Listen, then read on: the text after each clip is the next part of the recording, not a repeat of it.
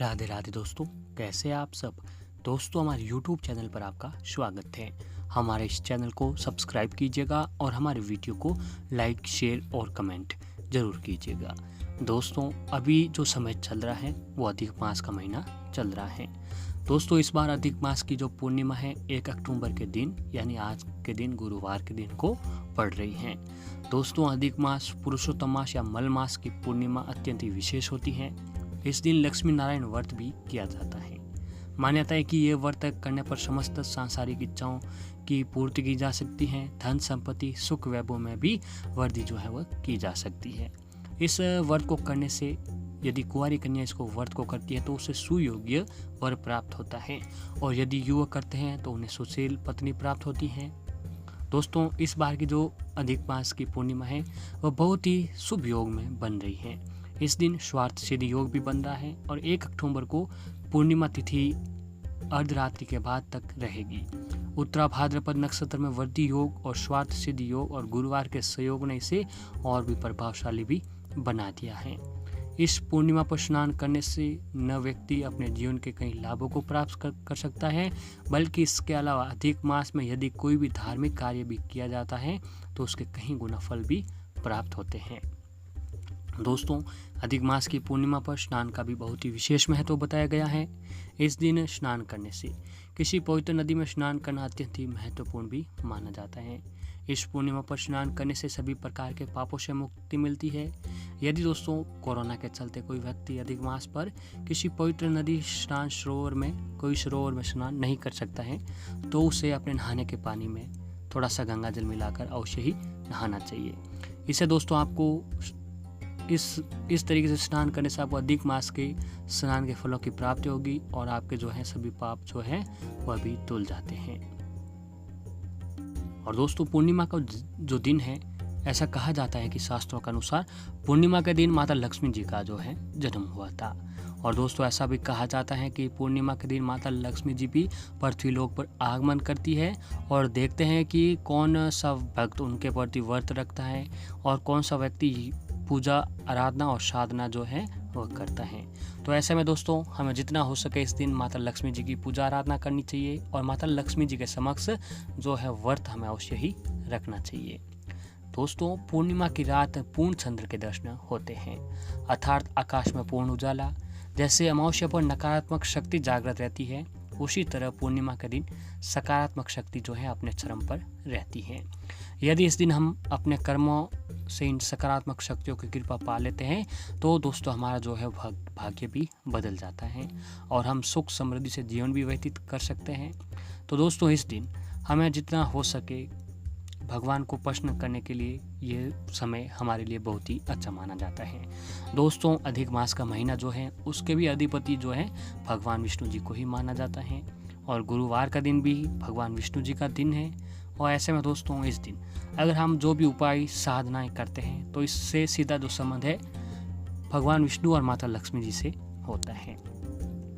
दोस्तों, ये जो महीना है अधिक मास का महीना वैसे तो शुभ कार्यों के लिए, मांगलिक कार्यों के लिए अच्छा नहीं माना जाता है, लेकिन ये जो महीना है ये धर्म कर्म, उपाय, यातना और साधनाओं के लिए ये जो महीना है ये सबसे अच्छा महीना माना जाता है।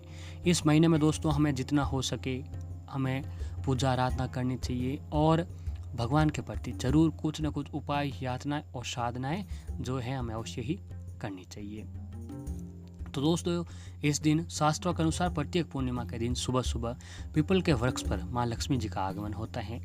इसीलिए यदि आप धन की इच्छा रखते हो तो इस दिन सुबह उठकर नित्य कर्मों से निवृत्त होकर पीपल के पेड़ के नीचे माँ लक्ष्मी जी का पूजन करें और लक्ष्मी जी को घर पर निवास करने के लिए आमंत्रित करें। इससे लक्ष्मी जी की कृपा आपके ऊपर हमेशा सदैव बनी रहेगी और आपके ऊपर हमेशा भगवान विष्णु और माता लक्ष्मी जी की जो कृपा है वो भी बनी रहेगी। और इसी तरह दोस्तों, आपको पूर्णिमा के दिन सुबह के समय ये काम जो है दोस्तों आप पूर्णिमा के पूरे दिन में भी कर सकते हैं, इसका लाभ भी आपको बहुत ही ज़्यादा मिलता है। तो आपको पूर्णिमा के सुबह के समय या पूर्णिमा के किसी दिन के पूरे दिन में आपको थोड़ी सी हल्दी लेनी है और उसमें थोड़ा सा पानी डाल दीजिए। ऐसा करके दोस्तों आपको अपने घर के मुख्य दरवाजे पर, अपने घर के प्रवेश द्वार पर सबसे पहले ओम का चिन्ह बना दें और दूसरी साइड जो है स्वास्तिक का चिन्ह बनाना चाहिए। इस प्रकार दोस्तों आपको ओम का भी चिन्ह बना सकते हैं और स्वास्तिक का भी चिन्ह आप बना सकते हैं। इससे क्या होता है दोस्तों, घर में नेगेटिव एनर्जी का प्रवेश नहीं होता है और घर में जो है सुख समृद्धि बनी रहती है। और ऐसे ही दोस्तों, पति और पत्नी के बीच तालमेल अगर बिगड़ रहा है, आपको लग रहा है कि आपके बीच में अनबन हो चुकी है, आपके बीच में लड़ाई झगड़े हो रहे हो, तो पूर्णिमा की रात के समय दोस्तों, चंद्र उदय होने पर, जब चंद्रमा उदय हो जाए तो उस समय आपको पति और पत्नी दोनों एक साथ चांदी के लोटे से चंद्र को दूध कर दे दें। अगर चांदी का लोटा ना हो दोस्तों, तो आप किसी भी लोटे, तांबे के लोटे, स्टील के लोटे में जो है आपको दूध को लेकर भगवान चंद्रदेव को अर्घ्य देना है। और आपको विशेष मंत्र ओम सोम सोमाय नमः, ओम सोम सोमाय नमः, इस मंत्र का जाप आपको कम से कम 108 बार करना चाहिए। ऐसे में दोस्तों, पति और पत्नी मिलकर ये काम करते हैं तो उनके बीच में तालमेल बनने लगेगा और उनके बीच में जो भी लड़ाई झगड़ा अनबन थी वो भी खत्म होने लगेगा। और ऐसे ही दोस्तों, पूर्णिमा पर चंद्रोदय के बाद चंद्रदेव को कच्चे दूध में मिश्री और चावल मिलाकर अर्घ्य अर्पित करें।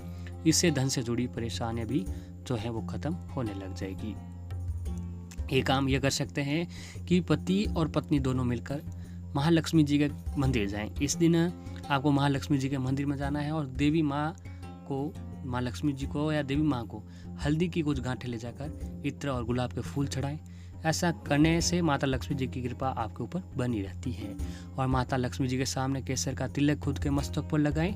इससे भी माता लक्ष्मी जी की कृपा जो है आपके ऊपर हमेशा बनी रहती है। और ऐसे दोस्तों, प्रत्येक पूर्णिमा के दिन आपको चंद्रमा के उदय होने के बाद साबूदाने की खीर में मिश्री डालकर माता लक्ष्मी जी को उसका भोग लगाएं, फिर उसे प्रसाद के रूप में वितरित करें। इससे आपके घर में धन का आगमन जो है वो भी बनने लगेगा। और दोस्तों, पूर्णिमा की सुबह के समय आपको घर के मुख्य दरवाजे पर आम के ताजे पत्तों से बनाया हुआ तोरण अवश्य ही बांधें।